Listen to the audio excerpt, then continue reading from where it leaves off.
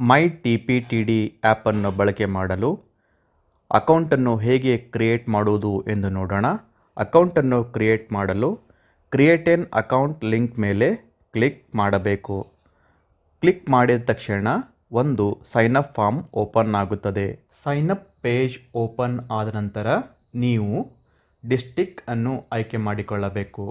District ಆಯ್ಕೆ ಮಾಡಿದ ನಂತರ ನೀವು ಬ್ಲಾಕ್ ಆಯ್ಕೆ ಮಾಡಿಕೊಳ್ಳಬೇಕು. ಡಿಸ್ಟಿಕ್ ಮತ್ತು ಬ್ಲಾಕ್ ಆಯ್ಕೆ ಮಾಡಿದ ನಂತರ ಕನ್ನಡದಲ್ಲಿ ಜಿಲ್ಲೆ ಮತ್ತು ತಾಲೂಕಿನ ಹೆಸರು ಆಟೋಫಿಲ್ ಆಗುತ್ತವೆ.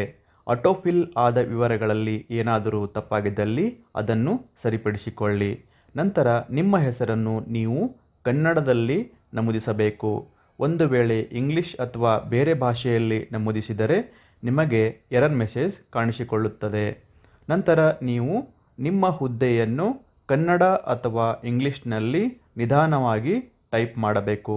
ನೀವು ಟೈಪ್ ಮಾಡುತ್ತಿದ್ದ ಹಾಗೆಯೇ ಅಲ್ಲಿ ನಿಮ್ಮ ಹುದ್ದೆಯ ಆಯ್ಕೆಗಳು ಕಾಣಿಸಿಕೊಳ್ಳುತ್ತವೆ.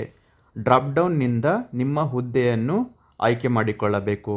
ಆಯ್ಕೆ ಮಾಡಿಕೊಂಡ ತಕ್ಷಣ ನೀವು ಕಾರ್ಯನಿರ್ವಹಿಸುತ್ತಿರುವ ಸ್ಥಳ, ಕಾರ್ಯನಿರ್ವಹಿಸುತ್ತಿರುವ ಕಚೇರಿ ಮತ್ತು ವರದಿ ಮಾಡುವ ಪ್ರಾಧಿಕಾರ ಇವು ಆಟೋಫಿಲ್ ಆಗುತ್ತವೆ. ಆಟೋಫಿಲ್ ಆದ ವಿವರಗಳಲ್ಲಿ ಏನಾದರೂ ತಪ್ಪಾಗಿದ್ದಲ್ಲಿ ಅದನ್ನು ಸರಿಪಡಿಸಿಕೊಳ್ಳಬೇಕು. ನಂತರ ಲಿಂಗ, ಜನ್ಮ ದಿನಾಂಕ, ಮೊಬೈಲ್ ನಂಬರ್ ಮತ್ತು ಇಮೇಲ್ಗಳನ್ನು ನೀವು ನಮೂದಿಸಬೇಕು. ಇಮೇಲ್ ನಮೂದಿಸಿದ ನಂತರ ವೆರಿಫೈ ಇಮೇಲ್ ಬಟನ್ ಮೇಲೆ ಕ್ಲಿಕ್ ಮಾಡಬೇಕು. ವೆರಿಫೈ ಇಮೇಲ್ ಬಟನ್ ಮೇಲೆ ಕ್ಲಿಕ್ ಮಾಡಿದ ತಕ್ಷಣ ನಿಮ್ಮ ಇಮೇಲ್ಗೆ ಒಂದು OTP ಬರುತ್ತದೆ.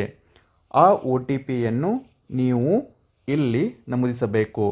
OTP ನಮೂದಿಸಿದ ನಂತರ ಪಾಸ್ವರ್ಡ್, ಕನ್ಫರ್ಮ್ ಪಾಸ್ವರ್ಡ್ ಮತ್ತು ರೆಫರರ್ ಮೊಬೈಲ್ ನಂಬರನ್ನು ನಮೂದಿಸಬೇಕು. ಒಂದು ವೇಳೆ ಈ ಆ್ಯಪನ್ನು ನಿಮಗೆ ಯಾರಾದರೂ ರೆಫರ್ ಮಾಡಿದರೆ ಅವರ ಮೊಬೈಲ್ ನಂಬರನ್ನು ನಮೂದಿಸಬೇಕು. ಇಲ್ಲವಾದಲ್ಲಿ ಅದನ್ನು ಖಾಲಿ ಬಿಡಬಹುದು.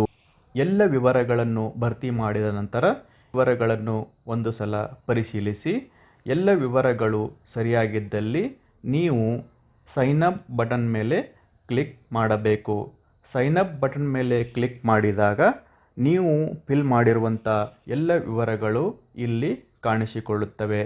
ಎಲ್ಲ ವಿವರಗಳು ಸರಿಯಾಗಿದ್ದಲ್ಲಿ ನೀವು ಸಬ್ಮಿಟ್ ಬಟನ್ ಮೇಲೆ ಕ್ಲಿಕ್ ಮಾಡಬೇಕು. ಸಬ್ಮಿಟ್ ಬಟನ್ ಕ್ಲಿಕ್ ಮಾಡುತ್ತಿದ್ದ ಹಾಗೆ ನಿಮ್ಮ ಅಕೌಂಟ್ ಕ್ರಿಯೇಟ್ ಆಗುತ್ತದೆ.